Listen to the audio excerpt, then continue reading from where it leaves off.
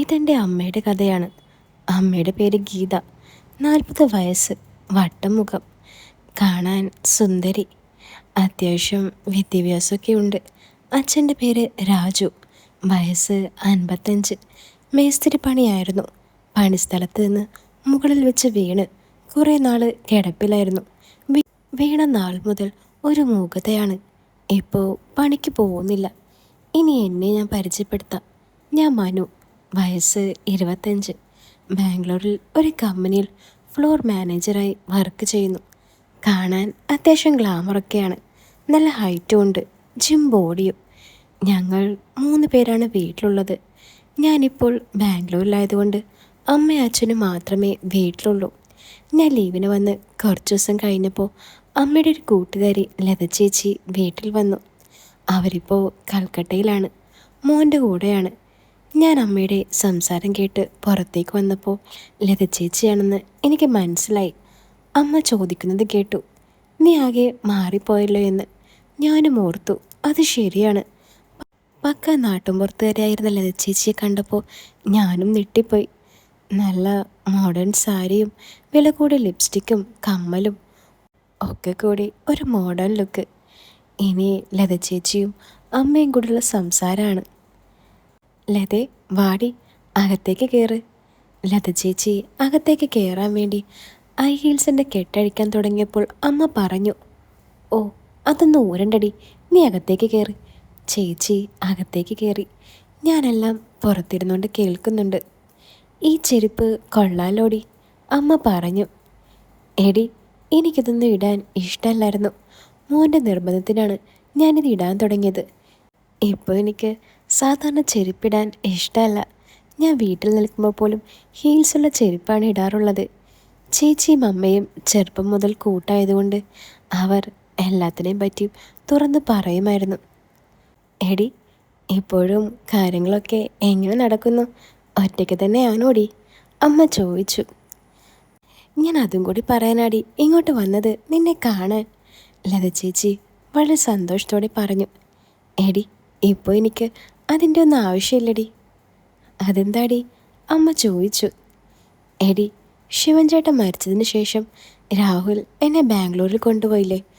അവിടെ വെച്ച് അവൻ അവൻ്റെ ഒരാഗ്രഹം എന്നോട് പറഞ്ഞു.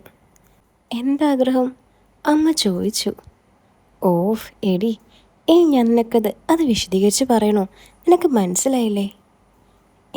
എടി, ശരിക്കും? ആടി.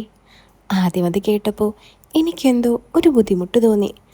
പക്ഷെ അവൻ പറഞ്ഞു, എന്നെ ഇനി ആർക്കും വിട്ടുകൊടുക്കില്ലെന്നും അവനിനി ഞാൻ മാത്രം മതിയെന്നും.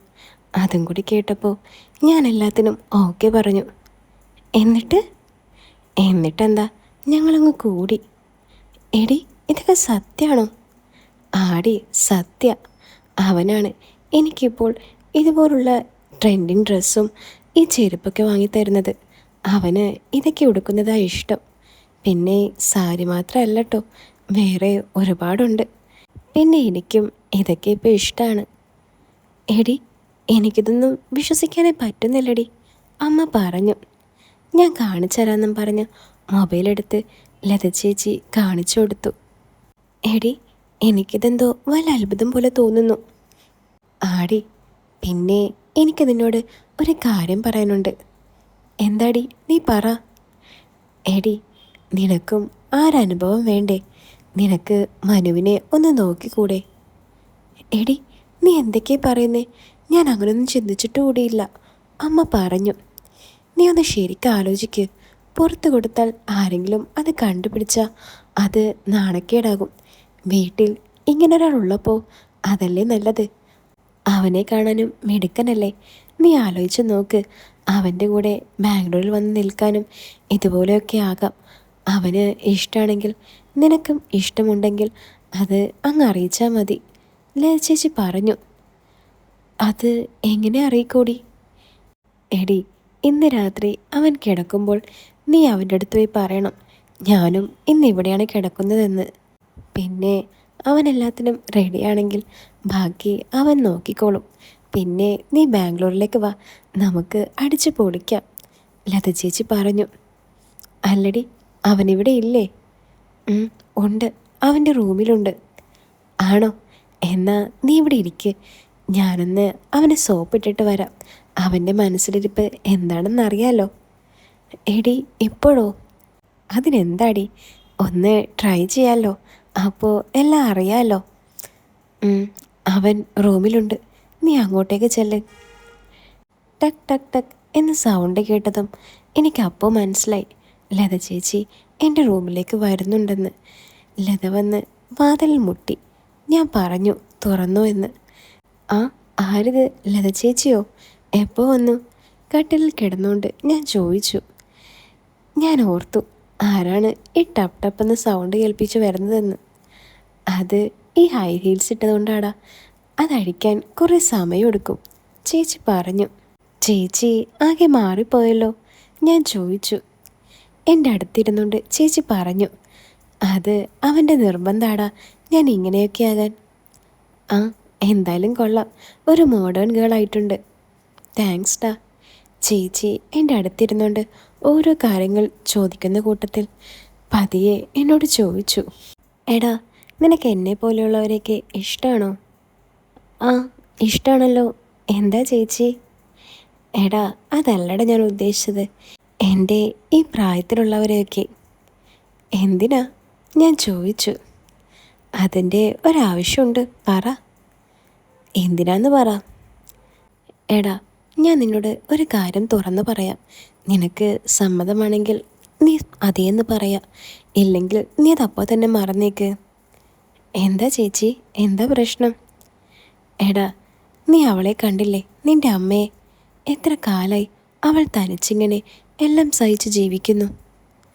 അത് ചേച്ചി, അച്ഛൻ ഈ അവസ്ഥയായതുകൊണ്ടല്ലേ. ആടാ, അതെനിക്ക് മനസ്സിലായി. അതിന് അവളെ വേറെ കെട്ടിക്കണമെന്നല്ല ഞാൻ നിന്നോട് പറഞ്ഞത്. അവൾക്ക് കൊടുക്കാൻ പറ്റുന്നതൊക്കെ നിന്നെക്കൊണ്ടും കൊടുക്കാൻ സാധിക്കും. എന്നെക്കൊണ്ടോ? ഞാനൊന്നും മനസ്സിലാവാത്ത പോലെ ചോദിച്ചു. അതേടാ, നിന്നെക്കൊണ്ട്.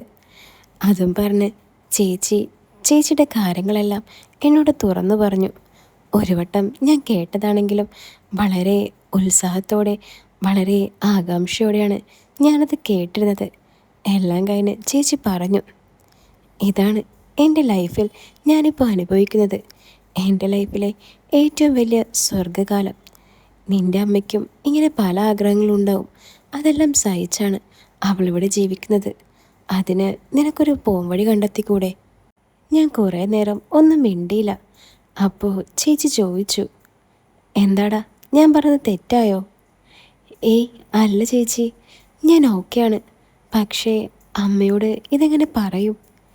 എടാ, നീ ധൈര്യമായിട്ട് പറ, അവള് എതിർക്കില്ല, അതെനിക്ക് ഉറപ്പാണ്. നോക്കട്ടെ. അല്ല ചേച്ചി, ചേച്ചിയുടെ ഹൈ ഹീൽസ് കൊള്ളാലോ. ഇത്ര ഹൈറ്റിട്ട് ചേച്ചി എങ്ങനെ നടക്കുന്നു? ഞാൻ ചോദിച്ചു. അതിപ്പോൾ ശീലമായടാ, ഇതിൽ ഹൈറ്റുള്ളതാണ് ഞാൻ വീട്ടിലിടുന്നത്.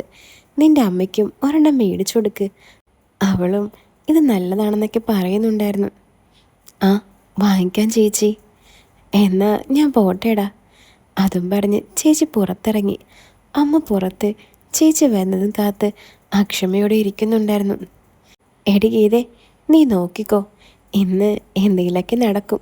നീ നന്നായി സഹകരിച്ച് നിന്നാൽ മതി കേട്ടോ, ചേച്ചി അമ്മയോട് പറഞ്ഞു.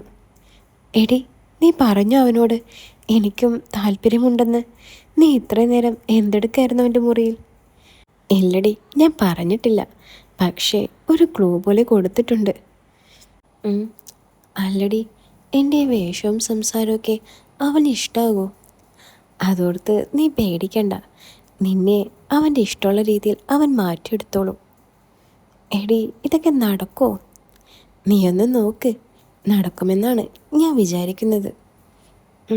ശരിയടി, എന്തായാലും ഒന്ന് നോക്കാമല്ലേ? ആടി, ധൈര്യമായിട്ടിരിക്കെ, എന്തായാലും ഒന്ന് ട്രൈ ചെയ്യുന്നത് നല്ലതല്ലേ? എനിക്ക് തോന്നുന്നത് എന്നെക്കാളും ഭാഗ്യം നീയാണെന്നാണ്. അതെന്താടി നീ അങ്ങനെ പറഞ്ഞത്?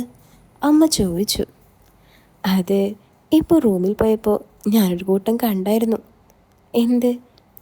അതൊക്കെയുണ്ട്, അത് നേരിട്ട് കിട്ടുമ്പോൾ നിനക്ക് മനസ്സിലാകും എന്താണ് ഞാൻ ഉദ്ദേശിച്ചതെന്ന്.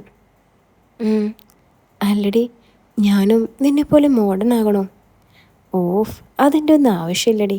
ആദ്യം നീ അവൻ്റെ മനസ്സിലിരിപ്പ് എന്താണെന്ന് മനസ്സിലാക്ക്. എന്നിട്ട് അവന് ഇഷ്ടമുള്ള പോലെ മാറ്. അത്രയും മതി. ആടി, ഞാൻ ശ്രമിക്കാം. ശ്രമിച്ചാൽ മാത്രം പോരാ, എങ്ങനെയെങ്കിലും നടക്കണം. നോക്കട്ടേടി, അമ്മ പറഞ്ഞു. എന്നാൽ ശരിയടി, നിൻ്റെ പ്ലാനിങ്ങും ബാക്കി കാര്യങ്ങളൊക്കെ നടക്കട്ടെ. പിന്നെ നാളെ ഞാൻ വിളിക്കാം. അപ്പോൾ വിശദമായി എല്ലാം പറഞ്ഞു തരണം. പറയാടി. എന്നാൽ ശരിയടി, ഞാൻ പോവാ. അതല്ലേ മോനോട് എൻ്റെ അന്വേഷണം പറയണേ. അമ്മ ചേച്ചിയോട് പറഞ്ഞു. ആടി, ഞാൻ പറഞ്ഞേക്കാം. എന്താ, അങ്ങോട്ട് വരണോ? അയ്യോ, അങ്ങനെയല്ലടി, ഞാൻ ചുമ്മാ. മനസ്സിലായി. എന്തായാലും വേണമെങ്കിൽ അങ്ങോട്ട് പോരെ, അവിടെയും ആളുണ്ട് കേട്ടോ. ഒന്ന് പോടി, കളിയാക്കാതെ. എന്തായാലും ആദ്യം ഇവിടെ നടക്കട്ടെ, എന്നിട്ട് അങ്ങോട്ട്, അല്ലേടി? ഒന്ന് പോടി. എന്നാൽ ശരിടി, പിന്നെ കാണാം. അതും പറഞ്ഞ് ലതേച്ചി വണ്ടി എടുത്തു പോയി. ലതേച്ചി പോകുന്നത് നോക്കി കുറച്ചു നേരം അമ്മ വരാന്തയിൽ തന്നെ ഇരുന്നു. അമ്മ എന്തൊക്കെയോ ആലോചിക്കുന്നുണ്ടെന്ന് എനിക്ക് അമ്മയുടെ ഇടത്തിൽ തന്നെ മനസ്സിലായി.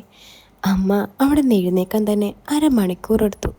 ഈ അരമണിക്കൂറിനുള്ളിൽ അമ്മ എന്തെല്ലാം ആലോചിച്ചെന്ന് എനിക്ക് ഒരു മിന്നായം പോലെ പിടികിട്ടി. എന്നെക്കുറിച്ചും ഇനി നടക്കാൻ പോകുന്നത് എന്താണെന്നതിനെക്കുറിച്ചും അമ്മ ഒരുപാട് ആലോചിച്ച് ചിരിക്കുന്നുണ്ടായിരുന്നു. ആ കള്ളച്ചിരി കണ്ടപ്പോൾ തന്നെ എനിക്ക് മനസ്സിലായി അമ്മയ്ക്ക് എല്ലാം സമ്മതമാണെന്ന്. അപ്പോൾ ഈ കഥ നിങ്ങൾക്ക് ഇഷ്ടപ്പെട്ടോ?